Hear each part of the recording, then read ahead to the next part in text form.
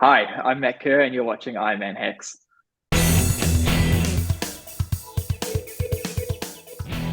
All right, so I'm excited to be here with Matt Kerr, pro triathlete, one of the newer ones out there on the scene. Matt, tell me how long you've been a pro and how you got started as a pro. Hey, g'day, Andrew. Thanks for having me on, and yeah, awesome to connect. Um, in terms of straight to your question and answering that, early days for me, I guess. So I guess I'm coming up 12 months now as a pro, officially. So I've spent quite a lot of my time within triathlon, actually age group racing, and good part of, let's say, 4 years of staying in that kind of sphere of racing. Excellent. And as an age grouper, I mean, you did something that almost nobody can do. What did you do as an age grouper in terms of performance in 2021? Yeah, we got there. Went and actually was at the World, 2021 Ironman age group overall champion for 2021. So it was the year that it was affected by COVID. So they pushed that into Utah, and we raced at St. George there. And yeah, I came out as overall age group winner, which was fantastic. So that's tremendous. So before this, Matt, you were a teacher, is that right?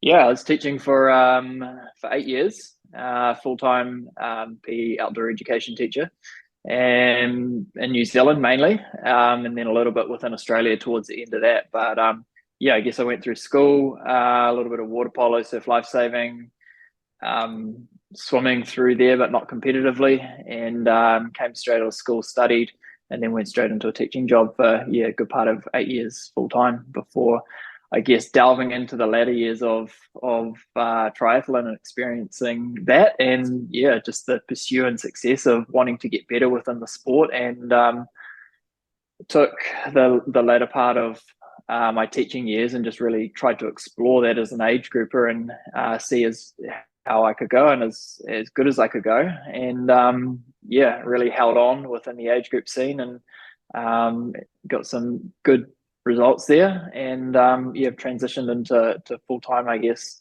professional racing now. With your background, I mean, you said water polo and swimming, although not competitively. And then obviously as a physical education teacher, you're clearly somebody who knows sports and so forth. But did you even know you were a good swimmer, biker, and runner? I mean, you weren't a competitive swimmer. Were you a good runner and a good cyclist? Like, how did this happen? How did you suddenly discover this? And Yeah, could you have done it earlier had you known?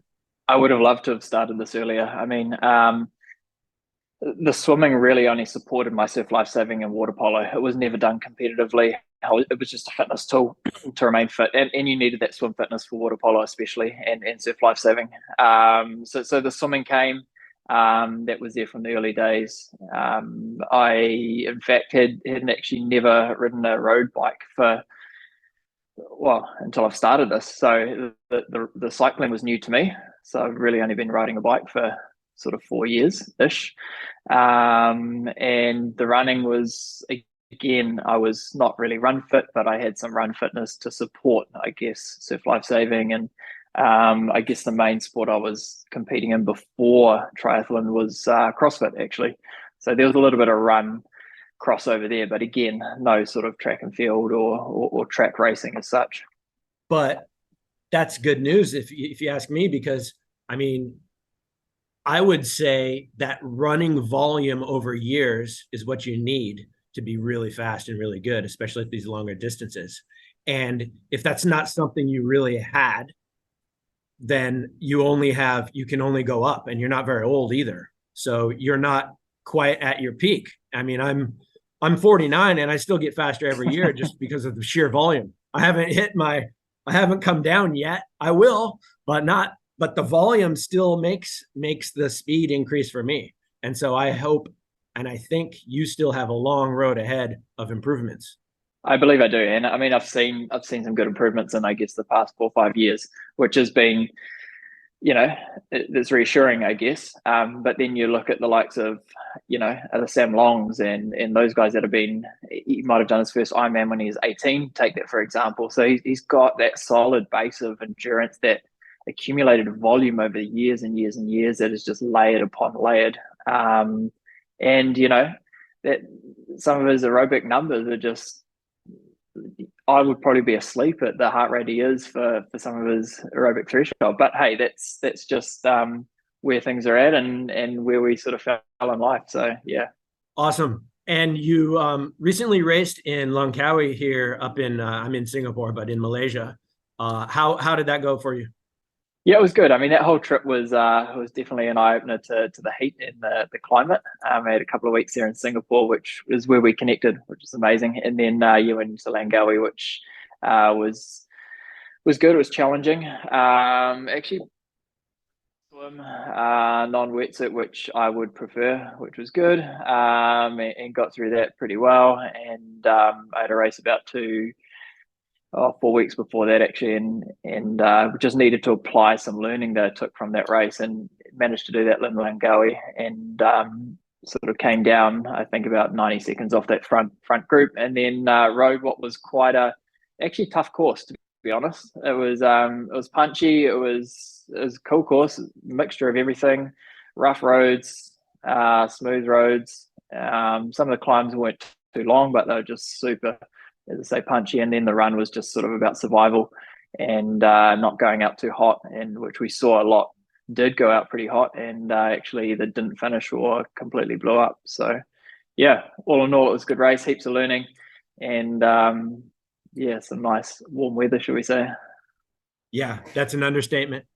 And you've been racing with purpose for a while now. Maybe can you tell me about the brand and your relationship with the products and what you do with them? Yeah, for sure. I mean, Purpose have been, we've had an amazing partnership for many years, I guess. I think I raced my second Ironman in their suit. And from that point on, we've just had a really good partnership, which is now, yeah, got to come up there for a couple of weeks or 3 weeks and spend some time with Nora and Cyril and the community around there. And what they've created and developed is fantastic. I mean, I would just love to have more of the product down here and amongst a lot of our athletes down this side of the world. But I guess there's limitations to that.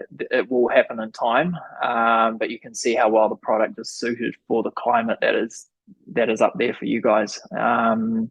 So yeah, fantastic relationship, awesome product, and some really nice advancements coming on what they're doing at the moment with some of their aero suits, their calf sleeves, and they're really moving forward in the game. So it's promising to see, and I think the best thing about it, which I experienced over that trip that's just come, is actually just a natural connection out of the people that you work with, and it's not really a commercial.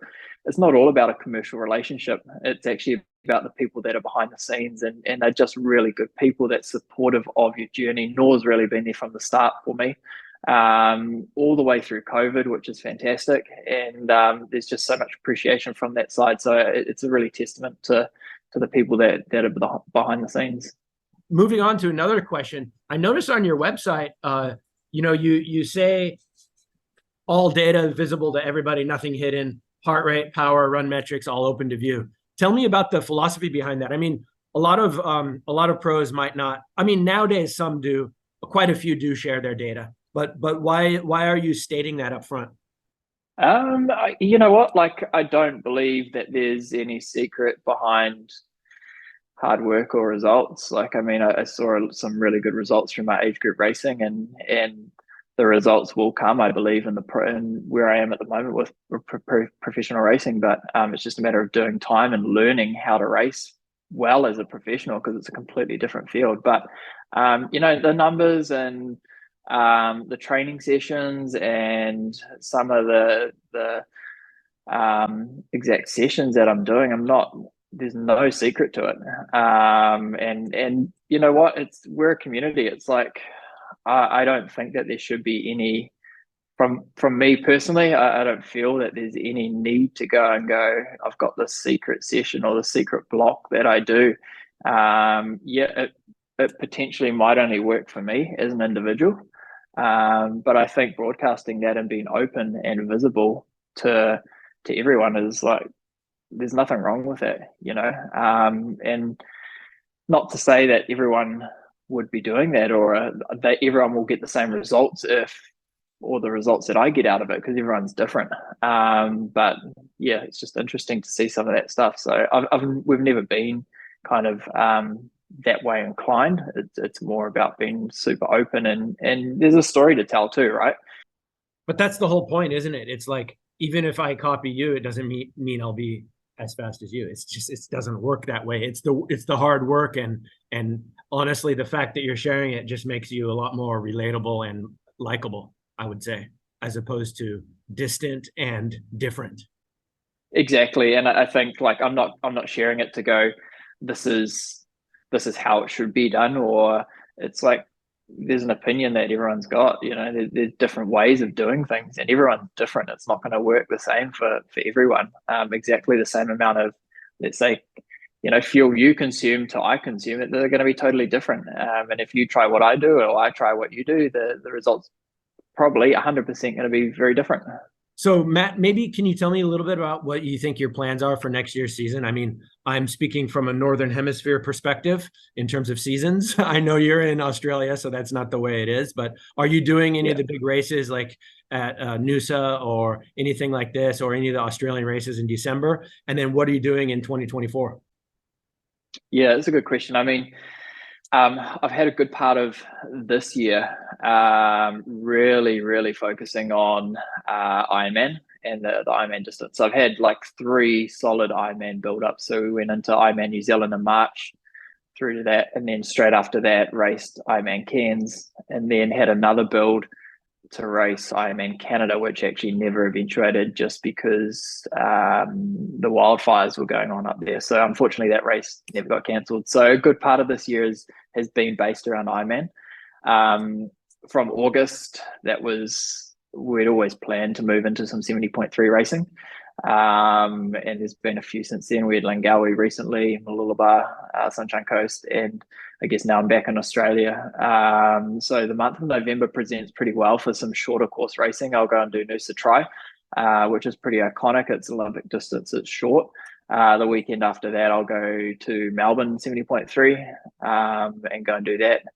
The middle of November, and then the end of November, they've got like 100K. It's called Harvey Bay 100, similar to a PTO distance in northern Queensland, which is really just up the road for me. So it's relatively cheap to get to, and it's a good chance. So after that, I'll go back into NZ and spend summer and Christmas at home through December, January, February, March. And through that time, again, we've got some good 70.3 racing. I'll do Taupo start of December. We've got another good 70.3 in January. And then after that, I'll go into Ironman New Zealand.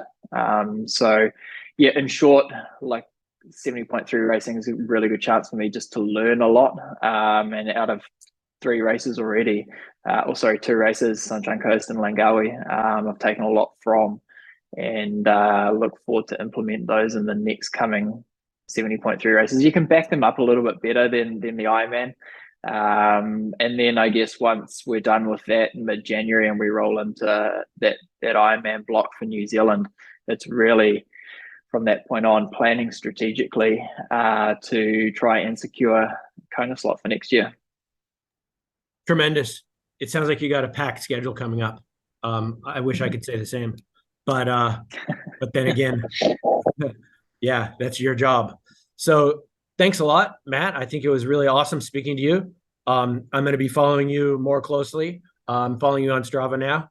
And next time you're up here in Singapore, I hope to meet up with you. And next time I'm in Australia, I'll send you a message. Cool, mate. No, that's awesome. Or even when you come all the way down deep under to NZ, just Yeah, holler out, and we'll be there waiting for you.